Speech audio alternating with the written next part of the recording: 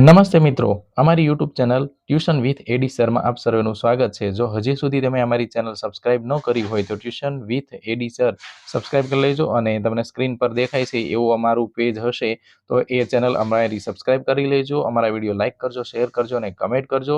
અને હજી સુધી જો તમે તમારા મિત્રોને શેર ન કર્યું હોય તો શેર કરી દેજો।